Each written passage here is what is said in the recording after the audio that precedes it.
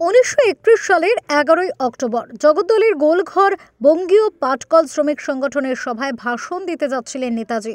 পথে আটকে ছিল ব্রিটিশ পুলিশ। তারা ভেবেছিল নেতাজির ভাষণ শুনলে ওই এলাকার শ্রমিক সাধারণ মানুষ ব্রিটিশ শাসনের উপর ক্ষুব্ধ হয়ে উঠবেন।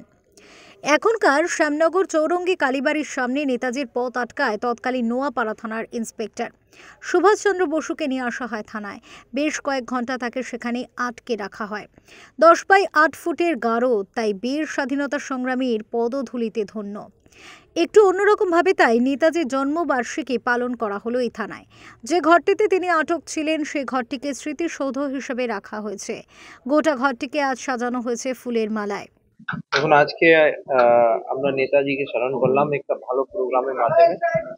আর কেন এই নোয়াপাড়া থানা ইম্পর্টেন্ট আছে, যদি আপনারা দেখেন, আমি আপনাদেরকে রিকোয়েস্ট করব ওটা যদি আপনারা দেখান যে ইতিহাসে এক সময় যখন নেতাজি জগদলে যাচ্ছিলেন তখন তদন্ত তখনকার যে পুলিশ ছিল ওনাকে আটকায়, তারপরে এখানে থানায় নিয়ে আসে আর ওখানে এই কক্ষে ওনাকে রাখা হয়। তো তাই জন্য নোয়াপাড়া থানা এক হিস্টোরিক্যাল মানে পার্ট অফ হিস্ট্রি আছে। আর নতুন থানা আপনারা জানেন হয়ে গেছে, কিছুদিন মধ্যেই ওটা উদ্বোধন হবে। তো আমরা চেষ্টা করব এই পুরো কমপ্লেক্সটাকে নেতাজি দিয়ে একটা ভালো একটা মিউজিয়াম মতন যেটা তৈরি করাটা, যেখানে যতগুলোই ডকুমেন্ট আমরা পাবো সেটা আমরা এখানে সংগ্রহ করব। নেতাজি সুভাষচন্দ্র বসুর আবক্ষ মূর্তিতে মাল্যদান করতে নোয়াপাড়া থানায় আসেন ব্যারাকপুরের পুলিশ কমিশনার অলোক রাজোরিয়া।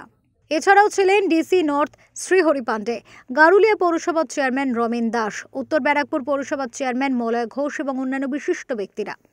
উত্তর 24 পরগনা থেকে প্রতীতি ঘোষের রিপোর্ট, ওঙ্কার বাংলা।